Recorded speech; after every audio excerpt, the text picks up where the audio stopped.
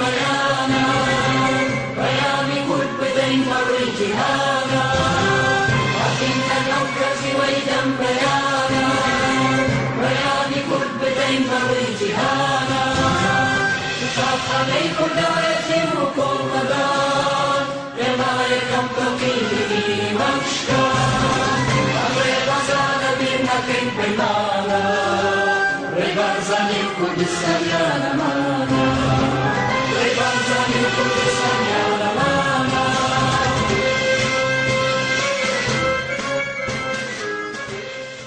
سەرەتا پیرۆزبایی یادی 73 ساڵی پارتی دیموکراتی کوردستان لە جەنابی سەرۆک و لە هەواڵانمان لە مەکتەبی سیاسی و سەرکردایەتی پارتی دیموکراتی کوردستانەکەین ئەم یادە لە سەرجەم کەوادر و لایەنگر و جەماوەری فراوانی پارتی پیرۆزەکەین و بە تایبەتیش لە هەواڵانمان لە سنووری ئەنجومەنی سەرکردایەتی سلێمانی هەڵەبجە پیرۆزەکەین و ئومێدەوارین ئەم یادە ببێ بە فاکتی با بڵێن تەبایی و زیاتر ڕێخستنەوەی ناوماڵی کورد ڕاوەستانەوە دژی ئەو تەحەدیانەی کە تەحەدین بۆ سەروەری هەرێمی کوردستان کە ئەویش بە پێکەوە ژیان و بە ڕێخستنەوەی ناوماڵی کورد ئەکرێ ئەو تەحەدیانە تەجاوز بکەین و تێیپەڕێن. پارتی دیموکراتی کوردستان لە ساتە وەختێکی مێژوویە لەدایک بوو ئەو مێژووی کە پارتی لەدایک بوو با بڵێن کوردستان و ناوچەکە لە شەوە زەنگی دوای جەنگی دووەمی جیهانا بوو شەبەحێک باڵی بەسەر کوردستان و بەسەر کۆی ڕۆژهەڵاتی ناوڕاستە کێشا بوو تهدیدی بوونی نەتەوەیی کورد و تهدیدی ناسنامەی نەتەوەیی تاچی کوردیە کرد. پارتی دیموکراتی کوردستان بە مەبەستی بەخشینی ناسنامە بە تاچی کورد و بۆ ئەوەی تاچی کورد خۆی بەکەم نەزانێ لە سەرگۆڕەپانی باشووری کوردستان خۆی ڕاگەاند. ئەو ژینگەیە کە پارتی دیموکراتی کوردستان خۆی تا ڕاگەیان ژینگەیەک بوو کە با بڵێن شۆفێنیەتی عەرەبی لەسەر ئاستی خلیج ئیمتیدادی هەبوو و لە ئاستی تورکیا کەمالیەکان لە دەسەڵات و لە حکومابوون و لە ئێرانیش ڕژێمی پاهلەوی لە خاڵی بەهێزی دەسەڵاتە. بەڵام پارتی دیموکراتی کوردستان لەناو ئەو ژینگە دژە دیموکراسیا خۆی وەک پارتێکی دیموکراتی پشتبەستوو بە گەل و بە ئیرادەی گەل پشتبەستوو بە جەماوەری کوردستان خۆی ڕاگەیان. پارتی لە جوانترین سفەتی خۆڕاگەیاندنی ئەوە بوو کە لۆکاڵیەتی لە بیری سیاسیات تێپەڕان بوو بە هێزێکی کوردستانی کە پێش لەدایکبوونی پارتی ئەو هێز و گروپ و ڕێکخراوە کوردیانەی کە هەبوون لە ئاستی لۆکاڵ لە کوردستانە نیشانەکرد. بەڵام ڕاگەیاندنی پارتی بوو بە لەدایکبوونی پارتێکی کوردستانی لەسەر ئاستی هەموو کوردستان و دواتریش پەلی هاویش بۆ پارچەکانی تری کوردستان. بۆ خۆی بزاوی ڕزگاری خوازی نیشتیمانی گەلی کوردستان ئەکرێ ینی دابەشی سەر دوو قۆناغی بکەین. قۆناغی یەکەم قۆناغی شۆڕژ بوو. ئەو قۆناغە بوو کە بە پێشڕەوایەتی پارتی دیموکراتی کوردستان توانیمان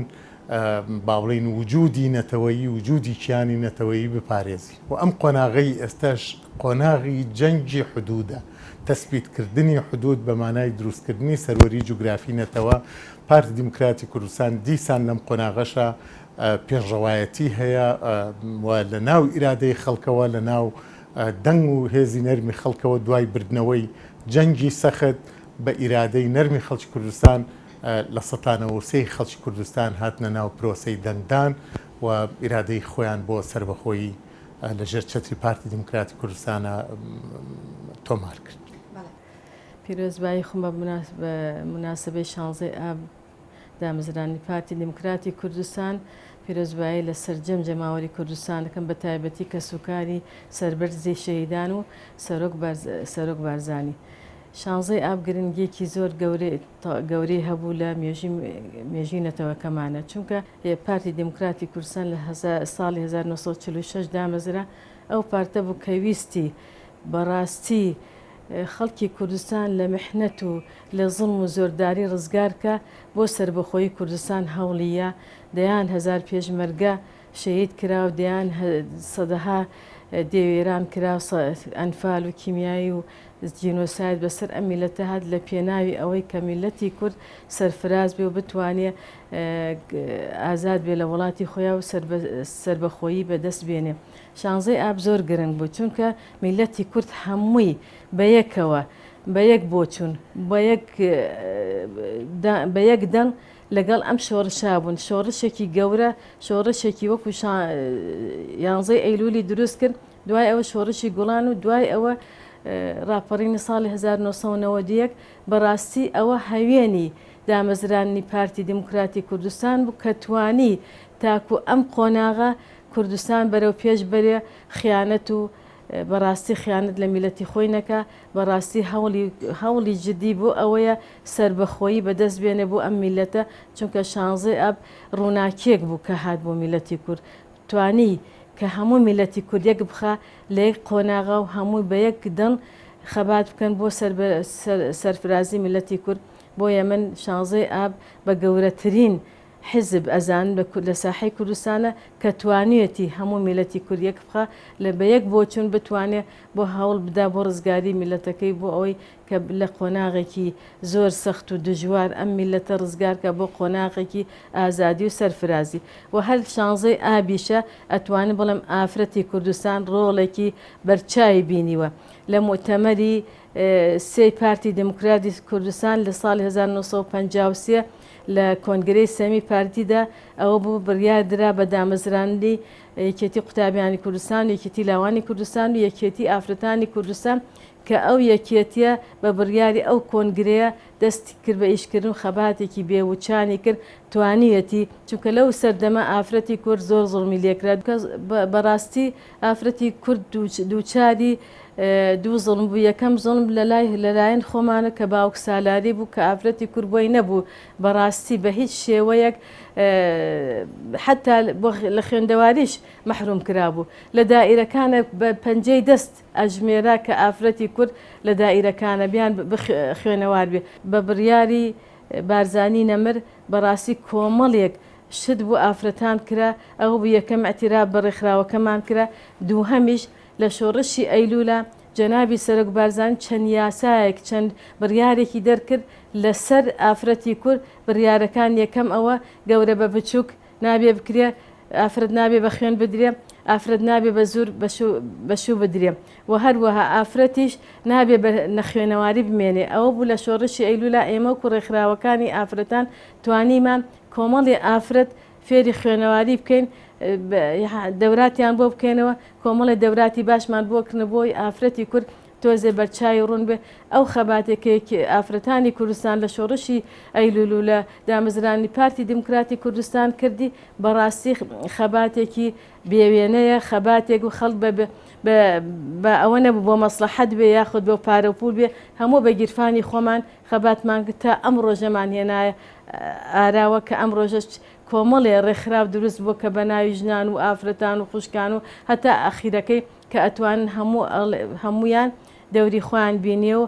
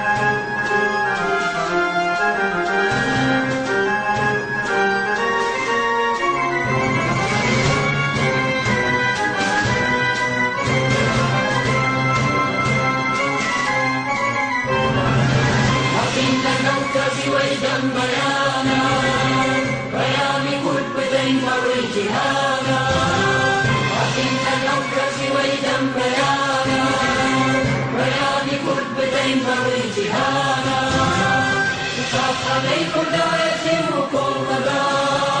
لما عليكم تقيم مشكا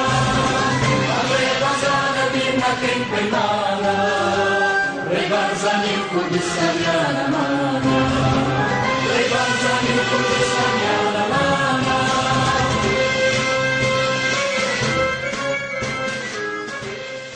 هەر لە دروستبوونی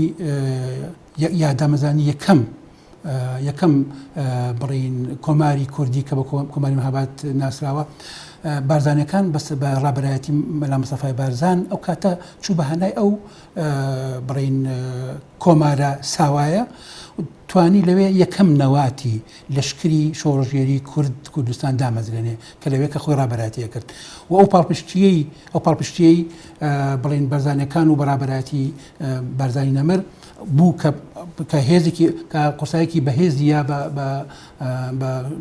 کۆمارەکە و توانی بەرگری لە بەشێکی زۆر لە خۆناکانی ئەو کۆمارە بکە و ئەوە بوو واتە کە سەرپەرشتی ئەو حیزبە و دامەزێنی و حیزبە کەسایەتی کرد لە سەرەتا بەهێز بوو بەو بەهێزیەوە هاتوو ئەو حیزبەی دروست کرد و ئێستاشی لەگەڵا بێ سیرەکەی بازای نەمر نەک تەنها ناو بڕین ناو کوردستانی عێراقا سەرجە پاچەکانی کوردستان و بەشێکی زۆر وڵاتانی ناوچەکە ناوی بارزانی بە ملەتی کوردەوە بەسراوە کە لە هەر شوێنە کە باسی کوردکەی پێتەڵێن کە تۆ باسی بارزانی دەکەن واتە قورسایی و بەهێزی و ڕابەرایەتی و کاریزمایی ئەو ڕابەرە گەورەی بوو کە وای لەم حیزبە بکرد هەتا ئەم قۆناغشی لەگەڵا بێ بە هەر بە بەهێزی بێنێتەوە و تەسەورەکەم لە قۆناغەکاندا تۆ بەهێزیش بێ ئەوەش ئەو هێزەی یاوە بەم حکومەتە کوردیە کە پێڵێن حکومەتێکی هەرێمی کوردستانی بەهێز دەناتەزانی ئەو شۆڕشانی کە ملەتی کورد بەرپای کرد هەر لە سەرەتای بیستەکان و سیەکان دواتریش لە شۆڕشەکانی شۆڕشی ئەیلول و مەزن و شۆڕشی تازە کە کرا هەر هەمویان خەباتیان لە بەناو دووشت بوو دوشتی زۆر گرنگ بوو یەکەم خاکی ملەتی کورد دۆم ئاڵاکەی بۆ پاراستنی و ئاڵایە بێگومان خەڵکێکی زۆر ئێمە بە هەزارها شەهیدماننا بە نزیکی 200,000 ئەنفالمان هەیە 4500 دێمان وێران کرا ئەمە هەمووی ئەو باجە بوو کە میلەتی کورد دای بۆ ئەوەی کە نێڵێ یەکەم ئەو ناوی کوردستانە بە هێزی بێنێتەوە و ئەو ئاڵایش کە هەیەی کە سەرەتا قازم حەمەوک و ئەمانەتێ بە بازانی نەمری ڕاستپارت کە پارێزگاری لێ بکات و بگەێنێتە ئەم قۆناغی کە ئێستا هەیەی کوردستانی بەهێز بێ پارتی دیموکراتی کوردستان دروست نابێ پارتی دیموکراتی کوردستانە بنیادنەری کوردستانێکی بەهێزە هەر ئێمە باش دەزانین ئەگەر ئێمە سێکتەرەکانی ژیان وەربگری نمونەی دەوڵەتداری وەربگرین نمونەی خۆگری و خۆڕاگری و بەرگریکاری وەربگرین هەمووی لە سیاست و لە گوتار و لە کردداری پارتی دیموکراتی کوردستان ڕەنگی داوەتەوە ئەگەر پارتی دیموکراتی کوردستان نەبا ئێستا ئەو هەرێمەی کە ئێمە لە ناوی دانیشتوین بە ناوی هەرێمی کوردستان بوونی نەدەما ئەو حکومڕانیە لۆکاڵیە کە ئێمە خۆمان دەیکەین ئەویش بوونی نەدەما بۆیە ئێمە گرەومان لەسەر سەرکەوتنا و پارتی دیموکراتی کوردستان بنیادنەری کوردستانێکی بەهێز دەبێت پارتیەکانی سلێمانی وەکو وەصف کرا دووجار پارتیە ڕەسەنەکانی سلێمانی ئەوانن کە گرەویان لەسەر سەرکەوتن کردووە ئەوانن کە بە فکر و هۆش و عەقیدە ئەم ڕێبازیان هەڵبژاردووە ئامادەن باز بدەن بەڵام لەسەر پارتی بوون بەردەوام بن و ئەوەش نهێنی سەرکەوتنی پارتیە ئەمە نمونەیەکە سمپڵێکە لە خەڵکی خۆڕاگری پارتی کە پێم وایە پارتی و هەموو ئەوانەی بڕوایان بە ڕێبازی کوردایەتی هەیە دەبێت شانازی بە پارتیەکانی سلێمانیەوە بکەن و ئێمەش ئیلهام لە خۆڕاگری و لە مەردایەتیان پارتی دیموکراتی کوردستان مێژوویەکی پڕ سەروەری و پڕ دەستکەوت و پڕ خزمەتکاری بۆ گەلی کوردستان پێ بووە و پێ هەڵبات لە هەموو دنیاە ئەو حیزبانە متمانەی خەڵک بەدەستێنن کە ڕەگ و ڕیشان لە ناو میلەتەکانە و زامنی ئەمن و ئیستقرارێت و داهاتووی ئەو گەلانن پارتی دیموکراتی کوردستان خاوەنی ئەم متمانەیە بۆیە لە ڕابردووە لە کاتی شۆڕش و شاخە و لە کاتی پێش 2003 و 2005 پارتی دیموکراتی کوردستان زامنی ئاوەدانی و پاراستنی دەستکەوتەکانی گەلی کوردستان بوو و لە دوایی تریشە سەلماندی بەکردەوە بە ئیشەکانی سەلماندی کە فعلەن زامنی ئەمن و ئیستقراریە، زامنی پاراستنی مافەکانی خەڵکی کوردستانە و توانیوێتی ئەمە بەکردەوە پیشان بدە لە ئاوەدانکردنەوەی کوردستانە، لە دروستکردنی جۆرێک لە ئیستقرارێت لە کوردستانە و پاراستنی سەر و ماڵی خەڵک. ئەمانە هەمووی ئەو هۆکارانن کە پارتی دیموکراتی کوردستان بە سەرکەوتووی بمێنێتەوە. زائیدان پارتی دیموکراتی کوردستان جیا لە هەر لایەنێکیکە خاوەنی مەرجع و قایدێکی حەکیم و لێزانە کە ئەمەش یەکێکە لە سڕی سەرکەوتن و مانەوەی پارتی دیموکراتی کوردستان لەو ئاستەیە. جێگەی شانازیە لەبەر ئەوەی تاکە حیزبە لە هەموو کوردستانە کە پارچەکانی تری بە بەشێک لە خۆی زانی بێ. کۆماری مەهاباد شاهدی ئەوەیە، کۆبانە شاهدی ئەوەیە، هاوکاری کوردانی ڕۆژهەڵات لێرە و بە هاوناوە چوونیان و هەروە هاوکاریکردنیان شاهدی ئەوەیە. یعنی ئێمە ئەگەر سیرکەین ئەمە هۆکاری ئەوەیە کە ئاڵای کوردستان بە ئاڵای پارتی بزانرێ، هەرچەند ئەمە شانازیە بۆ ئێمە، بەڵام ئێمە وەکو کادر و ئەندامانی پارتی دیموکراتی کوردستان هەمیشە وا گۆشکراوین کە پارتی ئامرازێکە لە پێناوی خزمەتی کوردستانە، ئامرازێکە لە پێناوی گەیشتن بە حەز و ویست و ئەو شتانەی کە خەڵکی کوردستان لە پێناویە خەباتی کردووە. پارتی دیموکراتی کوردستان قەت خۆی بە ئامانج نەزانیوە، هەمیشە کوردستان و خەڵکەکەی بە ئامان زانیوە. جێگەی شانازیە ئەگەر وابێ، ئەگەر خەڵک بە ئاڵای کوردستان ئێمە بناسنەوە. ئێتۆ ئەگەر بڕوانی لە فستیڤاڵێکی نێودەوڵەتیە بە دڵنیاییەوە چینیەک بە ئاڵاکەی خۆیان ناسیتەوە، سلۆڤاکیەک بە ئاڵاکەی خۆیان ناسیتەوە، ئەمریکیەک بە ئاڵاکەی خۆیان ناسیتەوە. جێ شانازیە ئەگەر ئێمە وەکو ئەندامی پارتی بە ئاڵای کوردستانمان ناسنەوە. ئەمەش نیشانەیەوەیە کە پارتی خۆی تەقدیس نەکردووە، ئاڵاکەی خۆی تەقدیس نەکردووە، بەڵام ئاڵای نیشتیمانەکەی کە ئاڵای ئەبێ ئاڵای هەمومان بێ، مادام ئاڵای کوردستانە بێ ئاڵای هەموو ئەحزابی کوردستانی بێ، بێ ئاڵای تاک بە تاکی و خەڵکانە بێ کە لە کوردستانە نیشتەجێن، ئاڵایەوانە بێ کە خۆیان بە کورد و کوردستانی ئەزانن. ئەمە نیشانەی ئەوەیە کە پارتی دیموکراتی کوردستان ئامانجێکی زۆر گەورەتری هەیە بۆ خزمەتی کوردستان. ئەگەر لەم ڕێیەشەوە ئاستەنگی هاتیە بێتە پێش و خیانەتی لێکرابێ، ئەمەش بە دڵنیاییەوە خیانەتێکی کاتی بووە، پارتی هەستاوەتەوە زۆر بەهێزتر لە جارە. بەڵێ بە دڵنیاییەوە وەکو پێشتر باسمان کرد، هەمیشە کاتێ پارتی بەهێز بوو بێ کورد بەهێز بووە. ئەمە بە پێی مێژوو سەلماوە، ڕووداوەکان هەمیشە سەلماندوویەتی. کاتێکە پارتی بەهێز بوو بێ کوردستان بەهێز بووە، بۆی پارتیژە و دروشمەی هەڵگرت بۆ لەبەرەوەی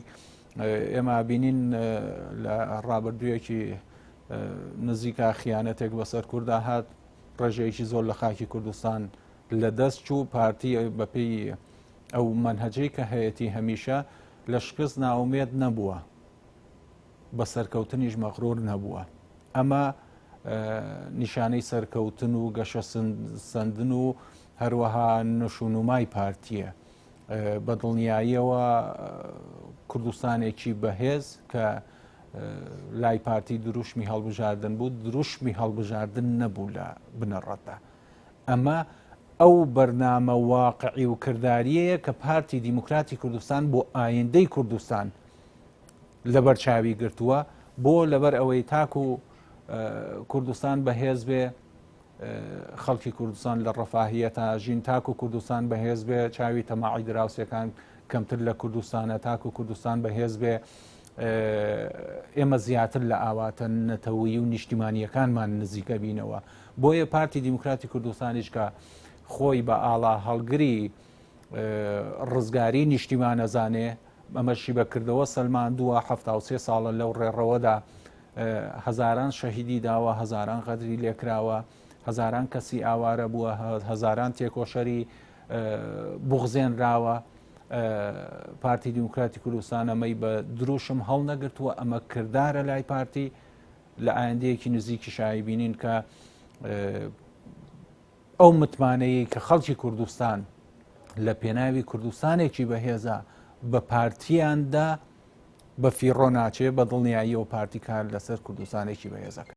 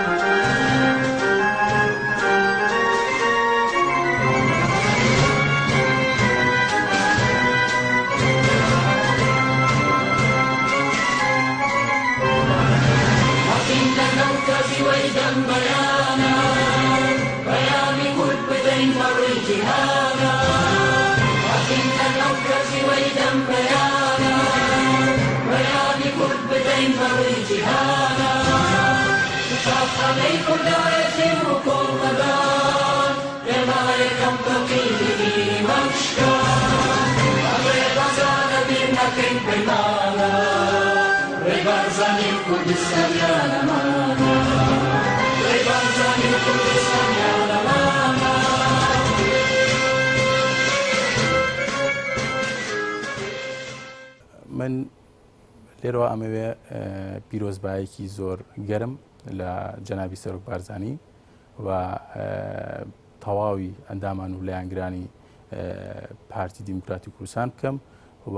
لێرەوە سڵاو بکەین لە ڕۆحی گیانی پاکی شەیدان کە بەڕاستی بەشێکی زۆری ئەمانە ئەم دەستکەوتانی کە بەدی هاتووە ئەم خۆشگوزەرانیە ئەم هەر شتێک یعنی بۆنە کە بۆ هاوڵاتیان کرابی یاخود بۆ خۆشگوزەرانی کوردستان کرابێت بەڕاستی بەشی هەرە زۆری ئەو قوربانی بۆکەوان داویانە و لێرەوە دووبارە پیرۆزبایی یەکەم بەڕاستی من ناتوانم لە 2 دقەیە 3 دقەیە 5 دقەیە باسی تەواوی دەستکەوتی 73 ساڵ بکەم بۆیە ئەوەی لە سەرمانە لێرە پیرۆزباییە و ئومێ دەکەین و باشتر بێت و کاری باشتر بکە و چاوەڕێی ئەوەژەکەین کە لە 10 ساڵی ئایندەیە هاوڵاتیانی کوردستان متمانێکی زۆر زیاتری پێ بکەن و خاوەنی پێگە و کورسێکی زۆر زیاتر بێت چونکە پارتی بەهێز بێت کوردستان بەهێزە بێت و مەرحلەکانی ژیان ئەمەی سەلماندووە کە هەر کاتێک پارتی سەنگی ئەگەر کەمێک دابەزی بیان یەکسان بوو نزیکی یەکسانی بێتە لەگەڵ بەشەکانی ترەکە لە کوردستانە کە مەترسی بۆ سەر کوردستان دائیمەن مەترسی زۆر جدی لەسەر کوردستانە بووە بەڵام هەر کاتی بینیمانە کە پارتی خاوەنی پێگەیەکی بەهێزتر بووە خاوەنی دەسەڵاتێکی زیاتر بووە مەترسیەکانی سەر کوردستان هەر هەیە بەڵام تێپەڕاندووە توانێتی بەسەرا زاڵ بێت جا بە هەر جۆرێک بووە چ بە هێزی چەکداری بێت چ بە دیالۆگ و دانوستان بوو بێت توانێتی ئەو کۆسپوتەگەرانە بە ئاسانی تێپەڕێنێت و ڕوبەڕووی مەترسیەکانی سەر هەرێمی کوردستان بێتەوە بۆیە ئومێ دەکەین پارتی دیموکراتی کوردستان بەهێز بێت و متمانەی زیاتر بەدی بێنێت و دووبارە و سێبارە پیرۆزبایی لە تەواوی ئەندامان و لایەنگرانی پارتی دیموکراتی کوردستانەکەم و زۆر سپاسی ئێوەشەکەم. پارتی هەر بە تایبەتی لە دوای ڕاپەڕینە مەزنەکەی ئاداری 1990 لەسەر چەند استراتیژە کاری کردووە. یەکێ لە استراتیژەکانی کارکردن بۆ مەسەلەی دەوڵەتی سربەخۆی کوردستان دەوڵەتی کوردستان کە ئەم استراتیژە پێ بەپێ لەگەڵ استراتیژەکانی ترا کاری بۆ کردووە و بینیشمان لە ڕیفراندۆما کە بەجددی کاری بۆ کردو بەڵام بەداخەوە ڕێگریەکانمان زانی چی بوون و ئەوانی کە بوونە بەربەز لە بەردەم ئەو خەونەیە دیار بۆ ئاشکرای ئەم کەس زانێ استراتیژێکی دیکە بریتە لەوەی کە هۆشیارکردنەوەی تاکی کوردی بە کوردایەتی و کوردبوونی خۆی جیاکردنەوەی شوناسی کوردی لە ناو چوارچەوەی عێراقدا لە شوناسی عێراقچێتی یعنی پارتی هەمیشە ڕێگر بووە لەوەی کە خەڵکی کوردستان خۆی بە عێراق ینی دوای بیرروباوەڕی عێراقچێتی بکەوێت ئەمە خاڵێکی گرنگە چکە گەروانە بۆە سە کورد بم باردۆخی نامایەوە استراتیژێکی دیکە بریتی بووە لە خۆشگوزەرانی دابینکردنی خۆشگوزەرانی بۆ خەڵک یعنی ژیانێکی ئاسوودە و ئارام بۆ خەڵک و استراتیژێکی دیکە بریتی بووە لە ئەمنیەتی کوردستان پاراستنی ئەمن و ئاسایشی هاوڵاتیان کەەوەی چەکە لە خاڵە گرنگەکان کە پارتی هەمیشە ئیشی لەسەر کردووە ئەگەر هاوڵاتیەک لە کوردستانە لە ژیانی خۆی مطمئین نەبێ ینی ئەمن و ئاسایشی نەبێت بێگومان ژیانیشی نییە بۆیە پارتی لێک کاتا لەسەر هەموو ئەم استراتیژانە کاری کردووە لە دوایین دروشمی خۆشی پارتی دیموکراتی کوردستان کە لە کابینەی نوێ خسوێتی بواری جێبەجێکردنەوە بنیادنانی کوردستانێکی بەهێزە بێگومان بنیادنانی کوردستانێکی بەهێز بە بنیادنانی ئابوووریەکی بەهێز بە خۆشگوزەرانی و ڕەفاهیەت بۆ خەڵک و پاراستنی ئەمن و ئاسایشی خەڵک دابینکردنی ئەمن و ئاسایش بۆ خەڵک و مەسلەی کەمکردنەوە و بنبڕکردنی گەندەڵی و فەسادی بە هەدەردان و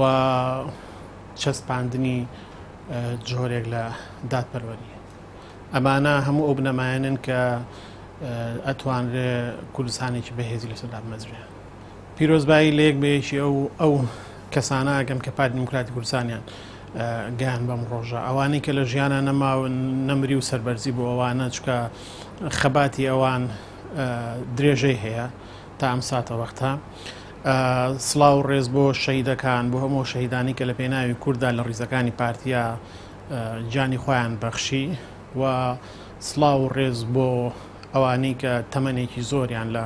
خەباتکردن لەم حیزبە بەڕێ کرد و پیرۆزبایی بۆ ئەوانەشی کە ئێستا لە ناو پارتی دیموکراتی کوردستانە بەردەوامن لە خەبات یەکێک لە دەستکەوتەکانی حیزبیش هەر ئەگەر بگەڕێنەوە سەر مێژوویەکی چۆنەڵی نوێی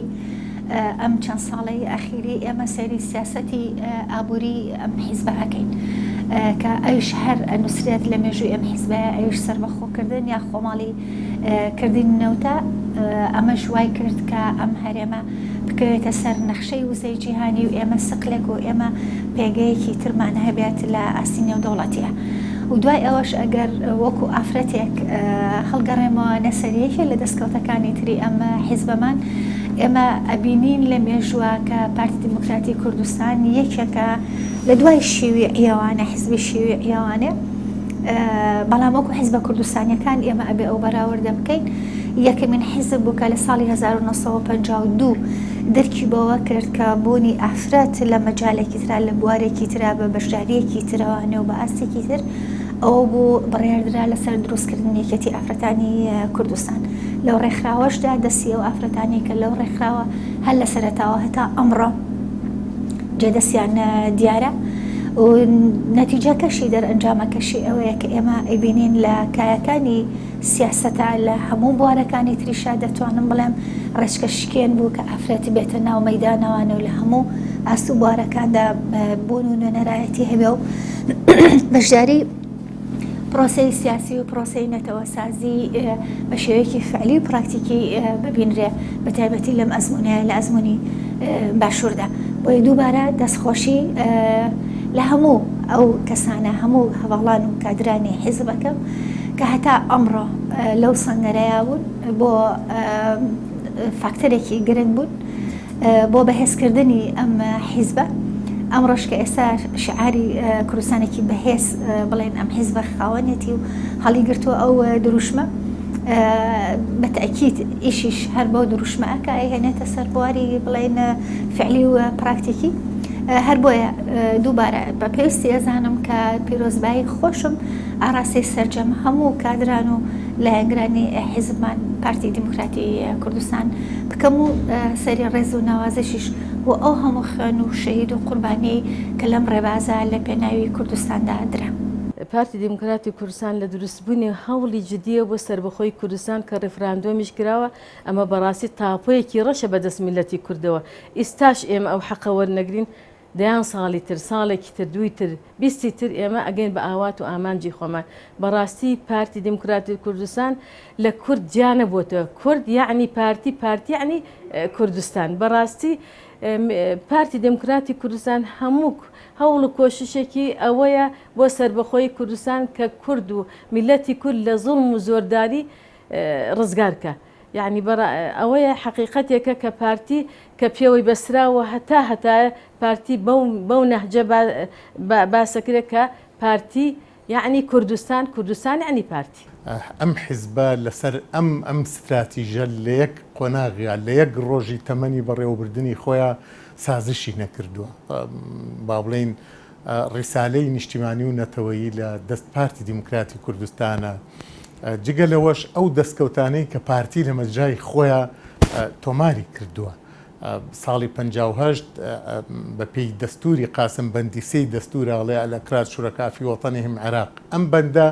لە ژێر فشاری پارتی دیموکراتی کوردستان و سەرکردە ڕۆحەکەی بارزانی نەمرکە و کاتە لە سۆڤێت گەڕایەوە تەسبیتی کرد لە دەستوری موقەتی عێراقیە و دواییش ڕێکەوتنی مێژووی 11 ئازار کە ئیعتراف بەبوونی کوردکرا لە عێراقداوە عێراق بوو بە وڵاتێکە کورتایە شەریکە ئەم دوو دەستکەوتە مێژوویە و کۆی ئەو دەستکەوتانەی کە باسی لە پێکەوە ژیان و یەکتر قوبوڵکردنە کرد لە کوردستانە هەموو سەروەرێکەیە گەڕێتەوە بۆ پارتی دیموکراتی کوردستان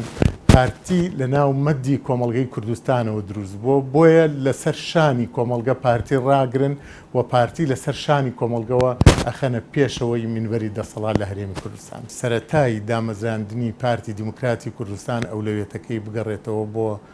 ئەو کاتەی کە ڕەحمەتی مەلا مستەفا باوکی ڕۆحی نەتەوەیی کورد لە ئەسارەتی سلێمانیەوە هەڵیەوە ئەچێتەوە مەنتقەی بارزان دەست دەکا بە شۆڕش بۆیە ئێمە زۆر جاریانی ئیسرار و تەئکید لەواکەینەوە کاڵین ڕاستە بارزان زێدی لەدایک بوونی بارزانیە بەڵام سلێمانی زێدی ڕێبازی بارزانیە ئەوەی کە سلێمانی بەستۆتەوە بە پارتیەوە ئەم نقطەیە تۆ سەیری کە مەسەرەن لە زۆر قۆناغی تاریخیە چۆن خەڵکی ئەم شارە قوربانیان داوە لە نوێی حوزەیرانی ساڵی 1963 لە ناو حامی سلێمانی ئەو ڕەشبگیرەی کە ڕژێمی زەعیم ستێق کردی لەبەرەوەی خەڵک ئامادە نەبوو قسەیەکی ناشرین بە ڕەحمەتی مەلا مستەفا بڵێ ئامادە بوو گولە بە دەمیا بچێت چەندین کەس پێم وابێ 83 کەس لەوێ شەید کرا لەسەرەوەی ڕێزیان لە سەرۆکەکەیان کرد بۆیە ئەم تێکەڵبوونە ڕۆحیە و تێکەڵبوونی خوێن و سلێمانی شاری سربەخۆیی خوازی و پێشەنگی سربەخۆیی بۆ پارتی دیموکراتی کوردستانیش لە دروشمی خۆیان دروشمی سربەخۆیی هەیە و ئەم شارەش قوربانی زۆری لە پێناوی سەرخستنی بزاوی نەتەوەی و نیشتیمانیا داوە کە ئەوەش لە ناو چوارچێوەی استراتیژی پارتیا جێی بۆتەوە بۆیە